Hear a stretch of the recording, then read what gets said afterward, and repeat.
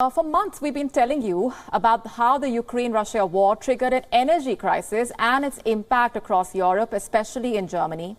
Let me give you a quick recap of how dependent Germany was on Russian gas. Russia was Germany's top gas supplier before the start of the war in Ukraine. 55% of the gas consumed in Germany was imported from Russia. Currently, very little gas is flowing from Russia to Germany through any of the three pipelines that connect the two countries. Russia's state-owned energy company Gazprom has said a key pipeline carrying natural gas to Europe will shut down for 3 days to undergo routine maintenance. The unscheduled maintenance of the pipeline, which runs under the Baltic Sea to Germany, is deepening Germany's energy woes. Germany has said that it needs foreign gas supplies, and without them, nothing works. Berlin says it expected more Russian gas to flow through Nord Stream 1 once the maintenance was concluded. The gas storage is a buffer we have. It evens something out. Without Dutch, Belgian, Norwegian and soon French gas via German LNG terminals, nothing works. The position of the Bundesnetzagentur remains unchanged. We continue to expect more Russian gas.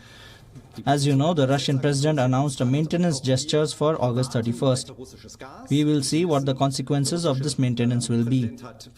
Right now, no one is able to say, but it would help Germany's supply reliability if afterwards at least 20% of Russian gas would flow. If Gazprom resumes gas deliveries at 40% of the capacity before the maintenance break, Germany will narrowly scrape through the winter without shortages. There is pressure on Berlin to reduce its gas consumption. Under current plans, private households, care homes and hospitals will be protected from gas rationing, which means the brunt of the reductions would have to be made by German industries that account for a third of the country's gas use. And this crisis has widened Germany's north-south political divide, with politicians from Lower Saxony in the north on one side and from Bavaria in the south on the other. State premiers are trading sharp remarks about the energy resources. And facing heat, the federal government is looking to find alternatives to Russian gas and oil, also weighing in. The latest row was triggered by the Bavarian state premier, Markus Söder, who said that instead of pestering him about wind farm rules, Germany should consider fracking for shale gas reserves in Lower Saxony. The northern state has some potential gas reserves near its western borders and has engaged in fracking to exploit them since the 1960s. But in 2016, the method was banned nationwide as it is considered to be one of the most environmentally damaging methods of obtaining energy. The Lower Saxony Premier, Stefan Weil, hit back in a tweet saying, "How about some wind power in Bavaria?" The Federal Economy and Climate Protection Minister, Robert Habeck, also jumped in.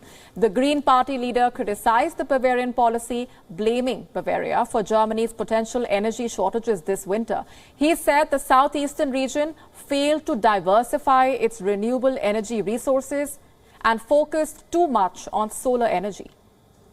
Söder and his party, the Conservative Christian Social Union, did not take the remarks too well, claiming that Bavaria was a pioneer of renewable energy.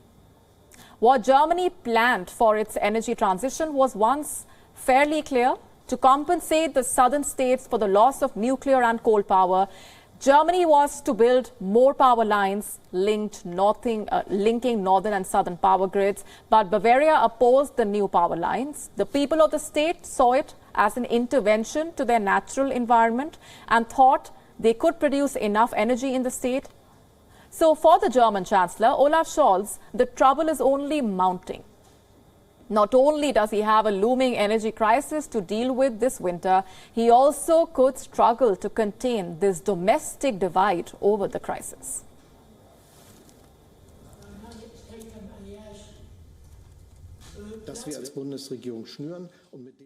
WION now available in your country. Download the app now. Get all the news on the move.